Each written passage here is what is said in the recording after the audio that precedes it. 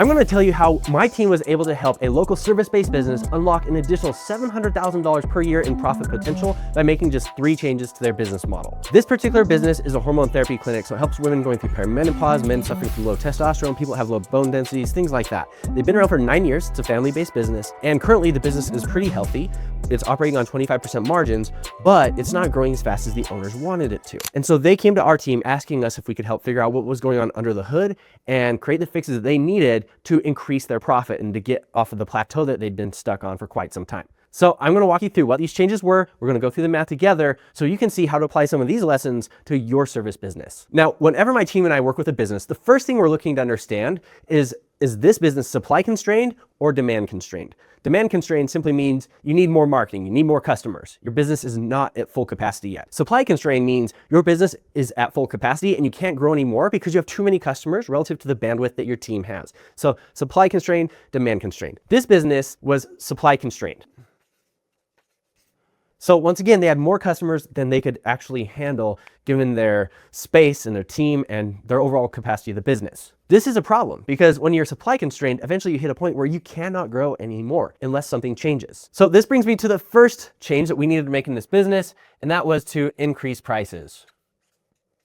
Now, anyone can come by and say, raise your prices, right? If you have too much demand, too many people want what you have, raising the prices is one of the best ways to equalize that because you can get more profit or more money coming in for the same amount of work. That's a good recipe. We like doing that. So this clinic, they had about a 3-month waiting list. And we actually talked to some of their customers in the process of researching their business. And a lot of people were getting frustrated with the onboarding experience and with the waiting. And so it's like, hey, if you have all these people banging down your door to work with you, why not raise prices? Well, the business actually objected to raising prices at first. And they're like, well, if we raise prices, we're going to have some customers leave. It's like, of course you will. Like that's part of the problem. You have too many customers as it is, more customers that need your service that will pay you more or trying to get in, but you won't let them in because you have people, and this business in particular, they had customers they've been working with for years who've been grandfathered in at these low prices. And because they had never raised the prices on this group of customers because they're afraid that they would churn out and they'd leave and they'd stop sending friends to them, they had this problem where their retail price was like $2,400, but a large segment of their customers were paying between $900 to $1,200 for the exact same service. That's a problem. Now, the business is like, well, these customers are easier to maintain, but once again, there are a ton of customers wanting to work with them. So would you rather have one $1,200 customer out of which maybe you're profiting, I don't know, $300, or a $2,400 customer that you're profiting significantly more, even if they're a little bit harder to get up and going, or even if they're less likely to stay for 5 years or whatever it happens to be. So anyone can say raise your prices, but you got to make sure you're doing it in the right way. This is a very math-centered decision as to when you should and should not raise your prices and how you should go about doing that. So for these guys, their retail price, once again, they had kind of the grandfathered cohort, but their retail price was $2,400. So that's what, if you walked in and they had space for you, that's what you'd pay. Now, it turns out that other companies doing the same thing in their area were charging between $3,000 to $3,500. So the first thing we told the business is if the only thing you do is go from here, so you still stay on the lower side of the market, which we don't typically advise staying on the low price end, we always try to go up market. But if all that you did is go here, given that your current margins are 25%, so that means they're making about $600 profit on this. That means if you do nothing different, you just raise the price by $600, this now takes your price or your profit and increases it to $1,200. So you're making twice as much profit from doing the same amount of work. Now, if you jump up here, you'd be at $1,700 of profit, almost 3 times as much profit for the same amount of work. Well, guess what's going to happen? When you raise your prices, you'll have less people close, or less people will actually want to work with you. But that's okay because we're supply constrained. Now, if they're demand constrained, we'd have a different recipe or different way to fix this problem. But as long as you have more customers than you can handle, the goal should be to equalize the supply and the demand. And you do that by raising prices. Now, before this business started talking to us, one of the things that they were contemplating doing is opening a new facility. Now, I get where they're coming from with this. They're like, hey, we're bursting at the seams. We need more care providers. We need more patients. If we have a new, bigger facility, then we can make all that happen. Well, that new facility would cost them around $2 million to open, which makes sense given the business if it increases your capacity. But what we told them to do is, hey, hold off on opening this facility until you run this play because you can get significantly more profit with the same amount of work, with the same amount of overhead, just from raising your prices. Why would you want to go take on more risk, get a new facility, have the build out time and all the tenant improvements you have to make and all that stuff, and then you have to go find new care providers and you have to train them. Some of them aren't going to work out, so you're going to have to train backups for those, and then it's going to take time to get them up to speed. It's going to be a huge pain in the rear when you can get there to your goal faster by just changing your prices, right? So that's why we told them, instead of doing this and investing in the bigger facility, to do that. Okay, the second change that we made is we made a change to their billing cycle. One of the things that we realized when we were analyzing this business is their billing cycle had issues with it. And it wasn't obvious to them what this was doing to their business. So we advised them to restructure their billing process and their billing cycle, which dropped an additional 8.3% of profit straight to the bottom line just by making this one change. So between increasing prices and doubling profit with the same amount of work and changing the billing cycle, we're already a lot of the way to the $700,000 of additional profit that they can unlock as the owner of this business. Now, one of the reasons they overlook this problem is because they use one of the CRMs for medical professionals, and the CRM had these problems baked into it. And so because they were just doing what their software provider suggested they do, they had these big gaping holes in their business model related to their billing cycle. And so in your business, you want to make sure that if you're using like a CRM or whatever, that you have the ability to control the billing cycle and that you're not just going with the path of least resistance, which in this case, the CRM chose this billing cycle because it's the easiest to code, not because it's the best for their clients or for the business. But this clinic did not really understand that until we pointed it out to them and we broke it down by numbers. The last thing we did is we deconstrained onboarding. As my team and I took a deep dive into this business and analyzed every process, every facet of their business model, we realized they had a huge bottleneck or a profit leak in their onboarding process. So what would happen is, first off, remember they have more customers coming to them than what they can handle. So that in and of itself is an issue, indicating that there's probably some sort of process problem that's happening right now. But the main thing is that whenever someone would come in off the street and be like, hey, I need help with what you guys offer, they would pair that person up, that new lead, with a doctor or a healthcare clinician. And this is a problem because the clinicians are the bottleneck or the constraint of the whole system. So one thing I say all the time is that a chain is only as strong as its weakest link. Now, that applies to your business as well. Your business is nothing more than a chain of individual business systems linked together to make a chain. So you have your marketing and your sales and your fulfillment and your back office functions, your HR, all that good stuff. And you get this chain, if you pull on it really hard, eventually that chain is going to snap in one place. That's your weakest point in your business. That's your bottleneck. So for these guys, the weakest point for them was in fact this onboarding process, because they needed more clinicians to take care of their clients. They couldn't get more clients because they didn't have enough clinicians. Now the problem is when someone would come in off the street, they'd pair that lead or that new potential customer with a clinician. Now, not all the customers closed. So this ended up being a very poor use of the clinician's time. Now, not all of those people that talked to the clinician were going to close. So the ones that didn't, it was just a complete waste of the clinician's time. And even the ones that did close, it was still a poor use of that clinician's time because there's other people that could probably sell way better than the clinician. Clinicians are not well known for being great salespeople. And so it was just an issue. So they had this one-to-one onboarding process, so one clinician, one client. And what we recommended them doing is switching to a one-to-many process, one-to-many onboarding. So like 20.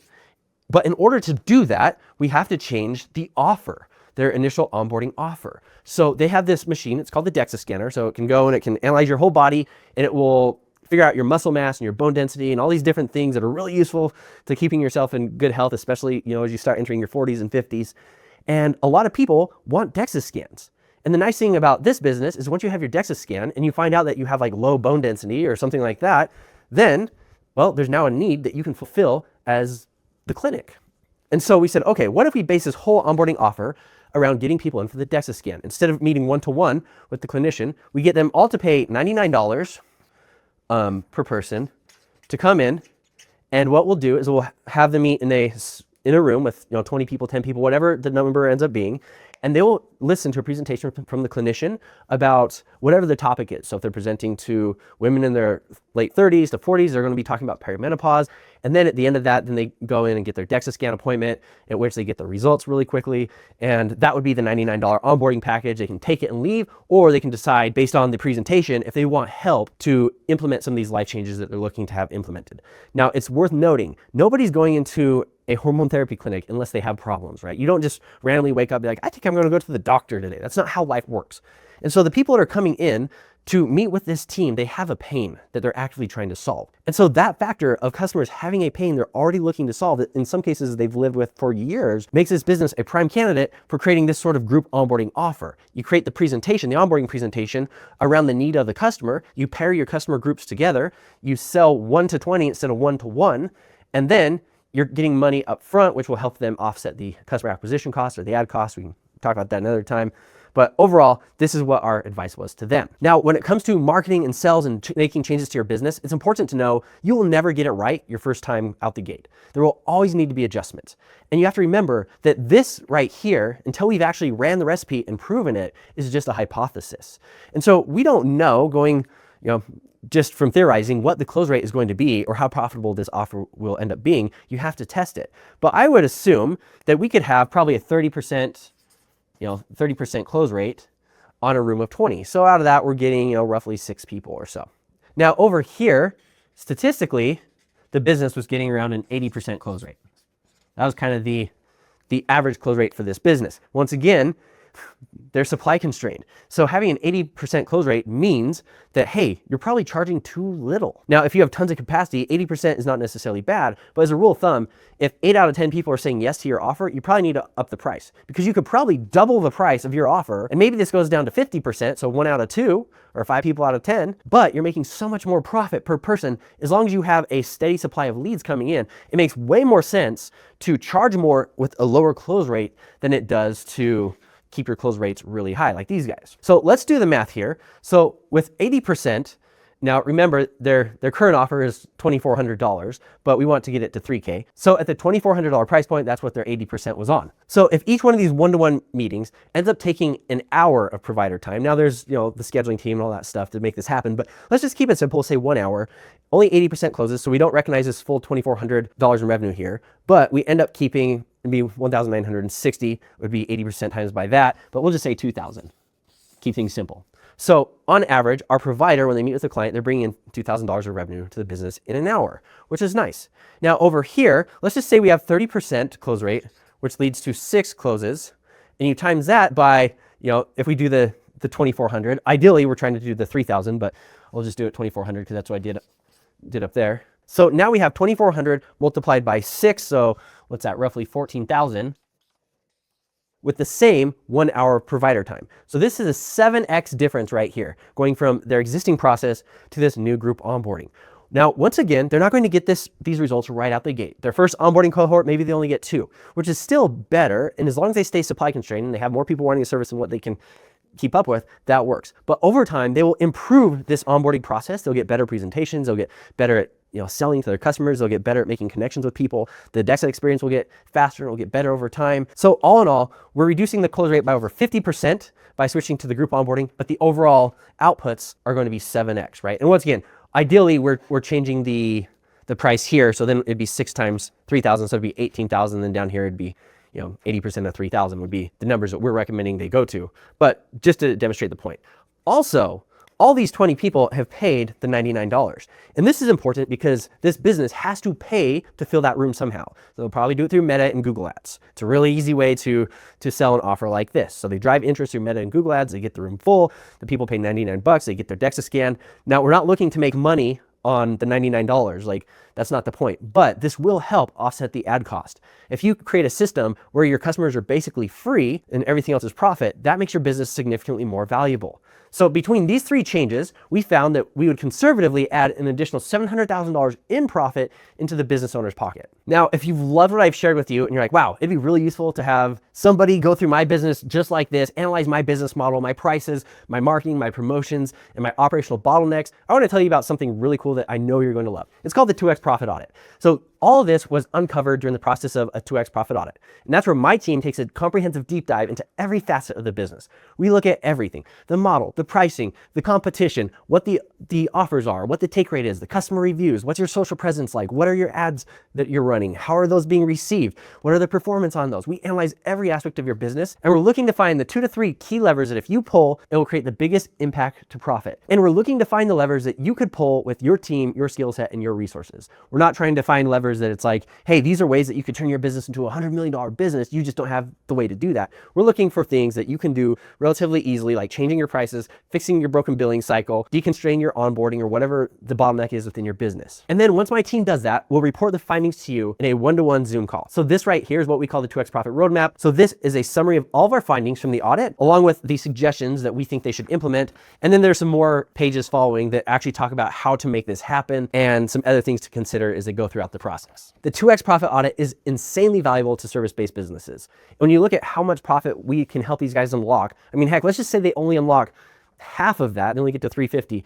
The amount of profit that they're able to unlock from this profit audit is absolutely mind-blowing. And one cool thing that I didn't explain about my team or myself is we are all proven service-based business operators. So I've been running service-based businesses for 14 years now. One of my most recent portfolio companies, I started 3.5 years ago. I went from $0 a month in revenue to over $520,000 a month in revenue in just 3.5 years. And the best part is I'm almost completely uninvolved in the day-to-day operations of that business. As a matter of fact, I work about 3 hours per week on that business, which allows me to spend my time doing this because I love doing it at 2x profit. That business now pays me over $100,000 per month in profit. Once again, 3 hours a week, $100,000 per month in profit, which is pretty cool. And I was able to get there because I understand these levers and I understand the moves that service-based businesses can make to fix their business. If you think you'd love to have a 2x profit audit done for your business, scroll down and click a link below to learn more.